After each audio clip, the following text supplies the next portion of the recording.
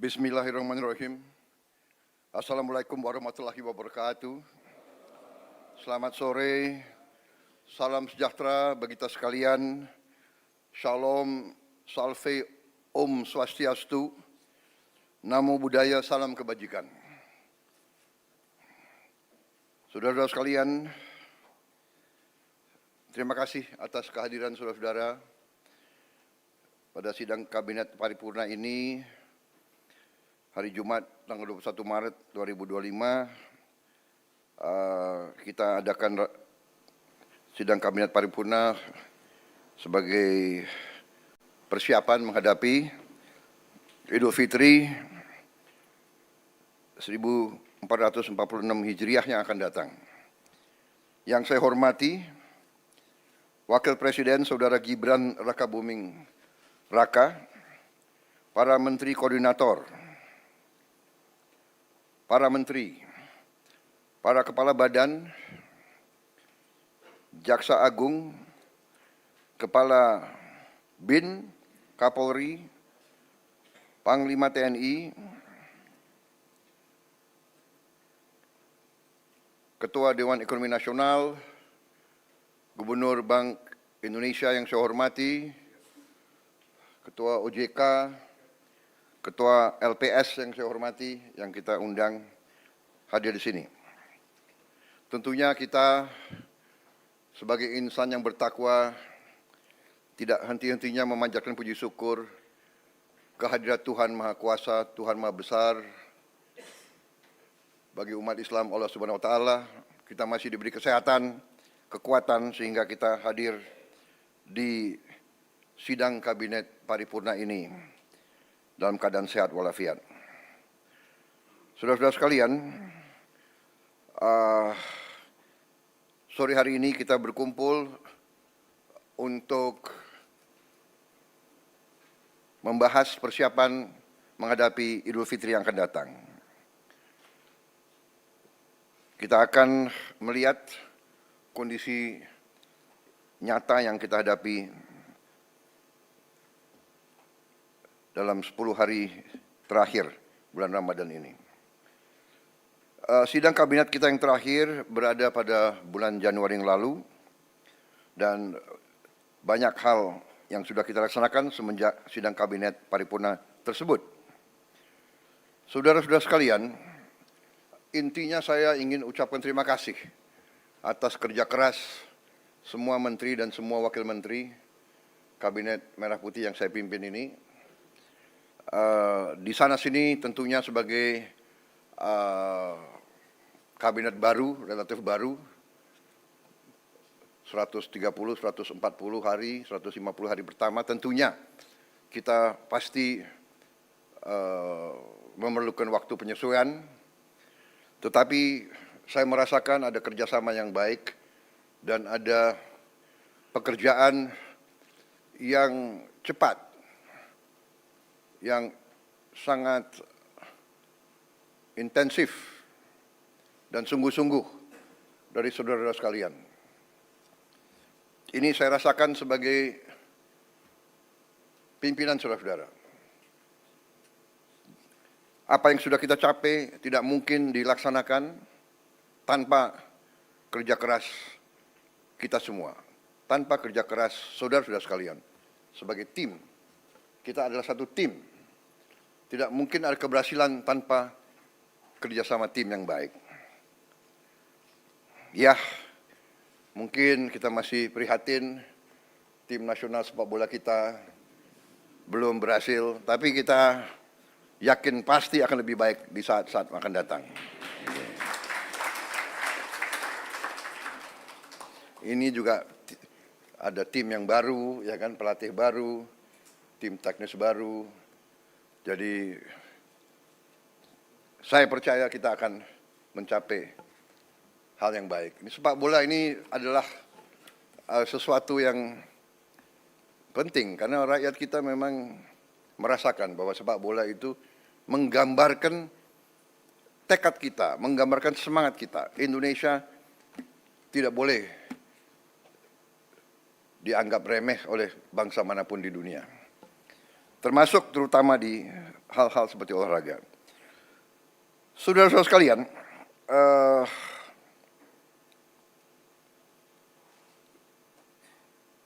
banyak sekali yang sudah kita laksanakan semenjak sidang kabinet yang lalu. Mungkin karena banyaknya inisiatif kita, banyaknya terobosan kita, banyaknya kebijakan kita, mungkin narasi ke rakyat mungkin kurang sempurna, kurang intensif. Ya, ini saya kira perlu kita perbaiki komunikasi kita kepada rakyat. Ya, saya juga terus terang aja sangat terkesan dengan banyaknya kebijakan yang bisa kita keluarkan dalam waktu singkat. Dan ini karena kerja keras para menteri, para wakil menteri, para kepala badan. Saudara-saudara,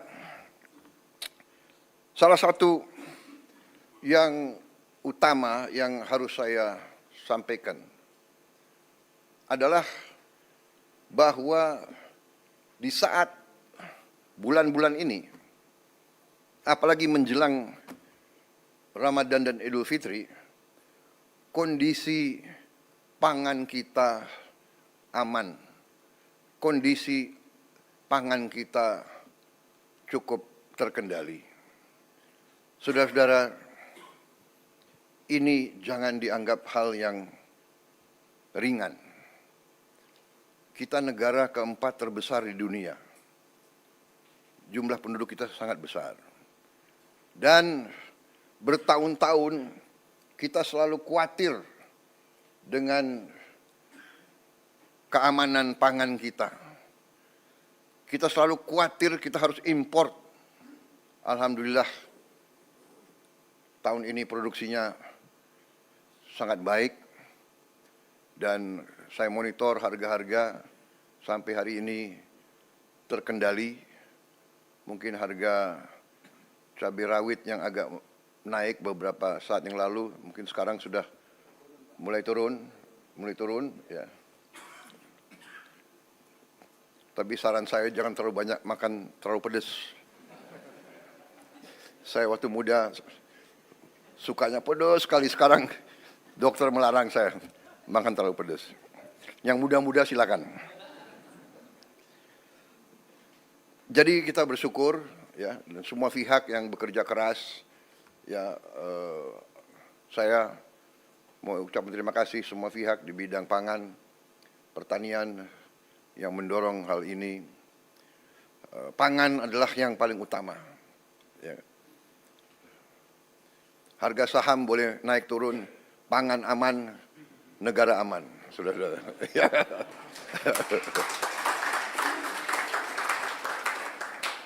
Saya lihat yang stres harga saham turun hanya beberapa orang di antara kalian.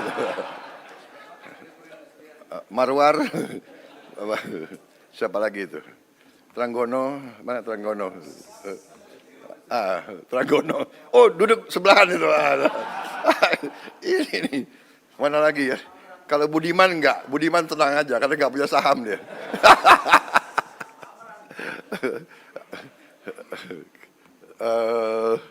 Siapa lagi ya? Amran. Enggak, dia enggak main saham dia. Dia enggak main saham. Siapa lagi ini?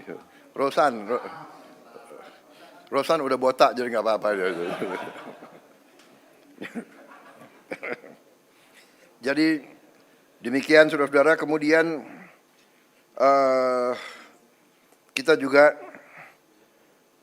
boleh sekarang mulai bangga makan bergizi gratis sudah menjangkau 38 provinsi dan sekarang sudah 2 juta penerima manfaat. Hanya ini masih belum sebetulnya memuaskan saya, tapi saya mengerti Kepala Badan Gizi Nasional sudah bekerja dengan seluruh jajarannya. Ini sudah paling cepat yang kita bisa laksanakan. Dalam Januari, Februari, Maret, dalam 3 bulan mencapai 3 juta penerima manfaat. Hanya masalahnya kalau saya datang ke suatu desa atau suatu tempat, orang tua yang nanya, Pak, kami di sini belum terima makan bergizi. Jadi ini sesuatu yang mengusik hati saya. Mereka dengar di desa sebelah sudah, dia dengar di sekolah sebelah sudah, dia belum bisa. Saya sampaikan, Bu, kita berusaha sekeras tenaga, tapi kita tidak mungkin seketika, negara kita sangat besar. Mohon sabar. Tapi saya minta ya, Kepala BGN dengan semua jajaran berpikir inovatif, kreatif, bagaimana kalau bisa kita percepat. Apa pakai sistem hibrida atau bagaimana ya? Karena kasihan rakyat kita sangat membutuhkan dan mengharapkan. Tapi terima kasih, apapun terjadi ini suatu prestasi yang luar biasa. Saya terima surat-surat dari pimpinan-pimpinan dunia. Mereka bahkan mau belajar dari kita. Banyak kunjungan dari pimpinan-pimpinan negara lain. Mereka bilang salah satu yang mereka ingin belajar dari kita adalah makan bergizi. Padahal kita baru mulai. Ya, mereka menganggap bahwa kita salah satu yang paling serius dan paling besar usaha kita menangani ini. Kemudian salah satu yang luar biasa juga, kita berani meluncurkan Badan Pengelola Investasi Danantara Indonesia. Konsolidasi semua kekuatan ekonomi yang dimiliki pemerintah Indonesia, semua dana, semua aset BUMN, kita konsolidasikan. Kita ingin mengelola dengan sebaik-baiknya, setransparansi mungkin, dengan akuntabilitas yang sangat tinggi. Saya beri petunjuk kepada pimpinan Danantara, kalau perlu keputusan-keputusan itu diambil secara hati-hati dan kalau perlu tidak perlu terlalu cepat. Ini adalah kekayaan anak dan cucu kita. Harus dijaga dengan baik. Dan untuk itu saya minta pengawasan, oversight, penilaian risiko sangat berlapis-lapis. Dan saya minta tokoh-tokoh masyarakat ikut mengawasi. Dan saya tegaskan bahwa setiap saat pekerjaan dan semua kebijakan Danantara ini harus bisa diaudit, harus bisa diawasi, harus bisa dipertanggungjawabkan setiap saat oleh siapapun yang menginginkan. Saudara-saudara, tapi ini saya kira adalah terobosan sangat besar. Dengan demikian, saya yakin manajemen semua aset di bawah Danantara akan lebih baik karena kita akan pakai manajemen yang berstandar internasional. Juga dengan beberapa penasihat-penasihat tingkat internasional kita ingin mengajak. Saya juga melihat bahwa kita sudah mulai meluncurkan program cek kesehatan gratis untuk setiap warga negara. Ini sudah mulai di roll out dan sudah berjalan. Saya kira ini juga salah satu terobosan saya kira di dunia, saya kira ya, Menteri Kesehatan ya. Tidak semua negara punya program seperti ini. Kemudian kita juga mengeluarkan peraturan pemerintah nomor 8 tahun 2025, yaitu kewajiban menyimpan devisa hasil ekspor, sumber daya alam di dalam negeri bagi semua perusahaan yang menerima kredit dari bank pemerintah dan yang menggunakan aset milik negara bersifat HGU atau HTI atau hak pakai. Itu adalah aset negara. Dia terima, dia manfaatkan aset negara, dia terima kredit, dia wajib hasil usahanya harus disetor di Republik Indonesia. 100% dan minimal waktu 1 tahun. Ini saya diberi laporan kalau sudah berjalan ini akan menambah devisa kita 100 miliar dolar 1 tahun. Karena ini mulai berlaku 1 Maret, jadi mungkin tahun ini baru sekitar 80 miliar dolar yang akan masuk. Jadi saya ucapkan terima kasih semua pihak yang berhasil sampai Danantara Indonesia diluncurkan. Tadi Danantara cek kesehatan juga sudah berjalan dengan baik, devisa hasil ekspor juga berjalan.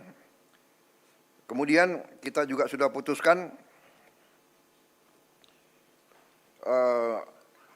kemarin saya resmikan juga peluncuran bank emas pertama di Republik Indonesia.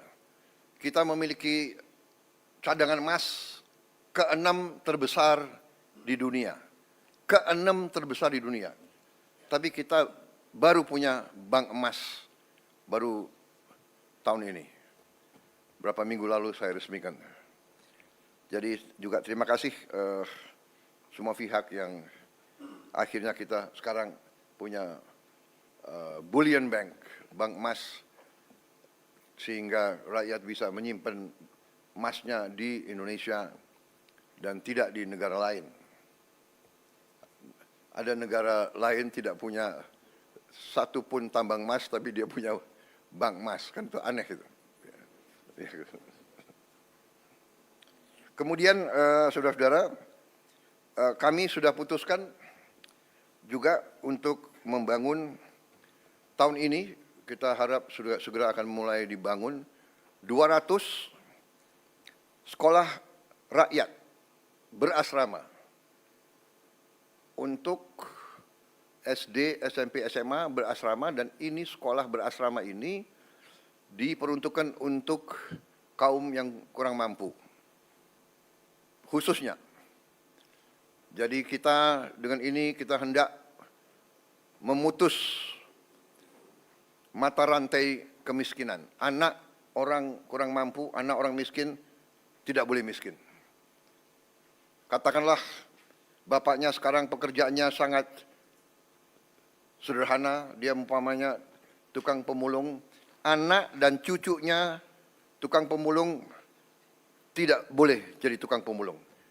Dia harus kita berdayakan. Ini rencana kita dan kita akan bangun tahun ini 200 sekolah berasrama tersebut. Satu sekolah akan terdiri, kita harapkan 1.000 murid. Mungkin tahun-tahun pertama akan belum sampai 1.000, tapi nanti saya berharap ya Menteri Sosial, Menteri Dikdasmen, mungkin berapa, dalam 6 bulan bisa mencapai 1.000 murid masing-masing sekolah. Bisa. Hah? Tahun 4? Tahun depan? Tahun depan ya? Tanggal berapa? Coba dicatat. Loh, ini harus bertanggung jawab itu, ya. Rakyat minta hasil yang cepat, saudara-saudara. Ya, ini sangat penting dan yang akan segera kita resmikan 53. Yang segera mungkin 3 bulan ini bisa kita resmikan 53 sekolah. Ternyata Kementerian Sosial sudah punya gedung-gedungnya, sudah punya arealnya, jadi tinggal kita renovasi sedikit. Kita ingin segera 53, sisanya yang 147 akan segera menyusul.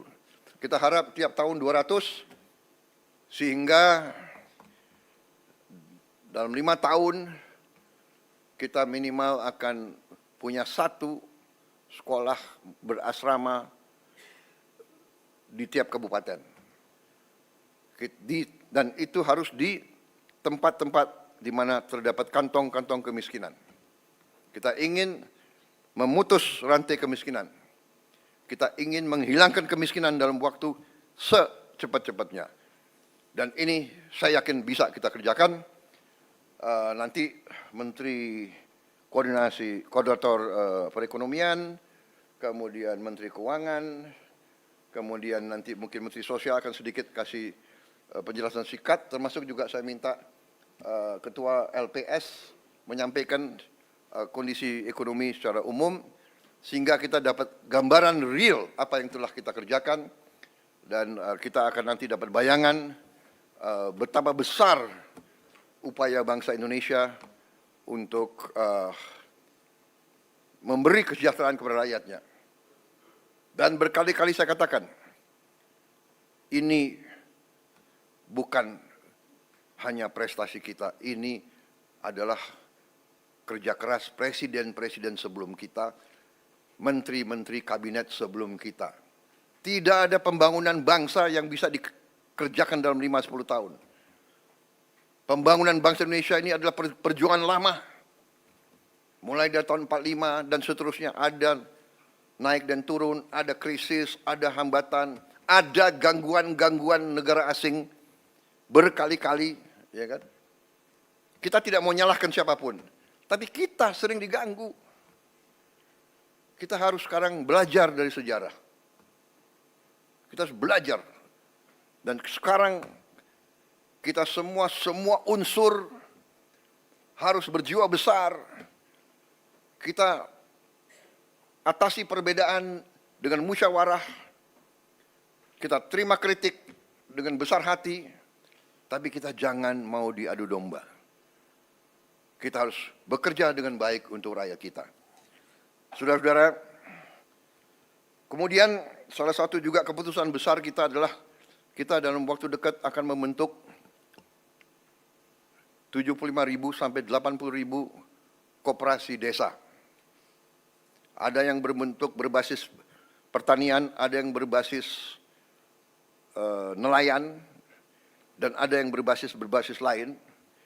Tapi intinya adalah kita ingin ekonomi desa, ekonomi rakyat yang paling bawah bergerak dengan cepat, memobilisasi kekuatan yang kita punya untuk menggerakkan seluruh ekonomi, dan ini akan ada suatu dampak yang sangat besar, keyakinan kami.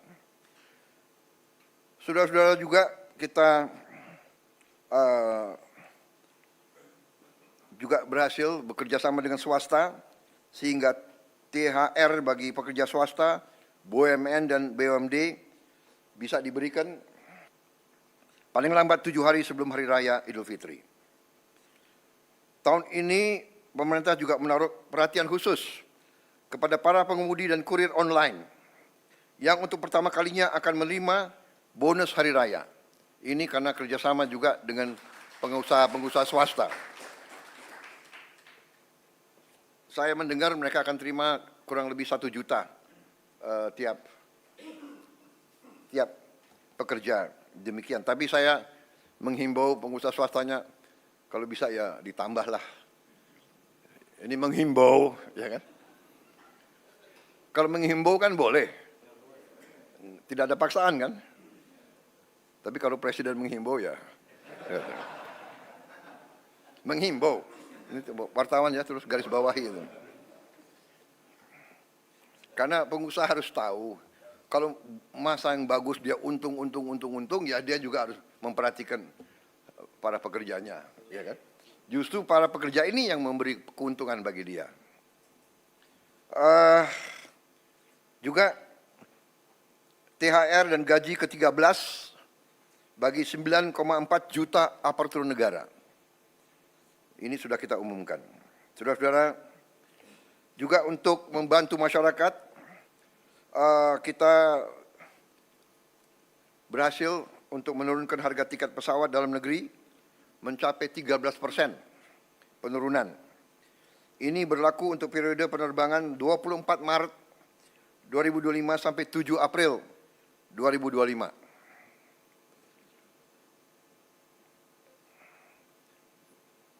Nanti Presiden juga akan menghimbau, kalau bisa ditambah, tapi menghimbau.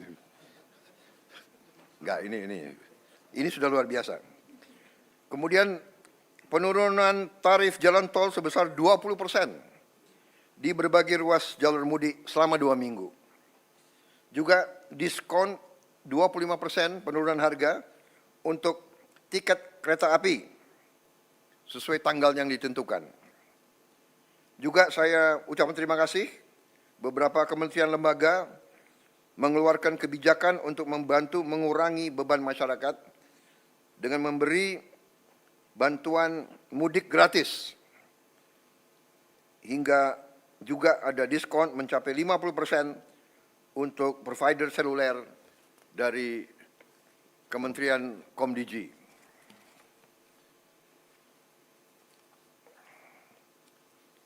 Saya kira dengan demikian persiapan mudik saya harap benar-benar disiapkan dengan baik, kemudian alur lalu lintas dijamin harus berjalan lancar melalui jalur darat, kereta api, udara, dan laut.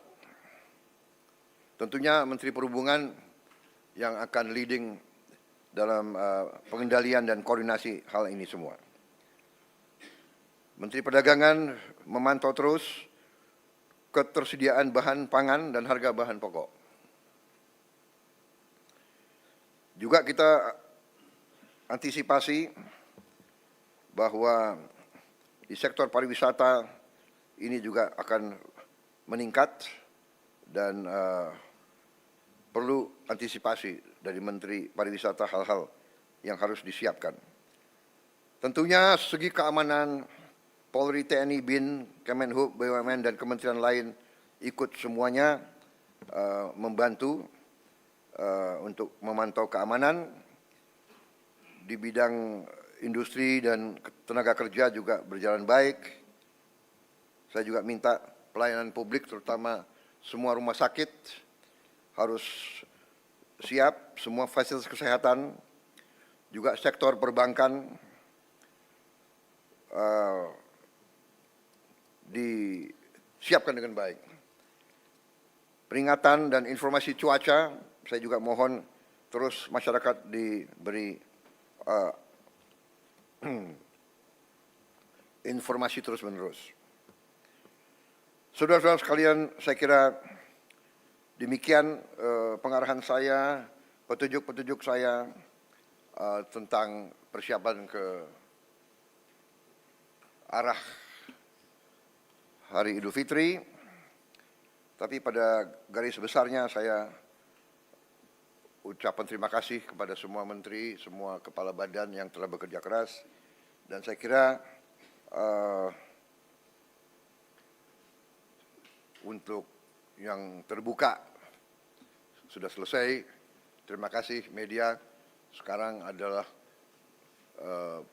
paparan dan pengarahan tertutup untuk konsumsi kita sendiri dalam rangka persiapan ke depan.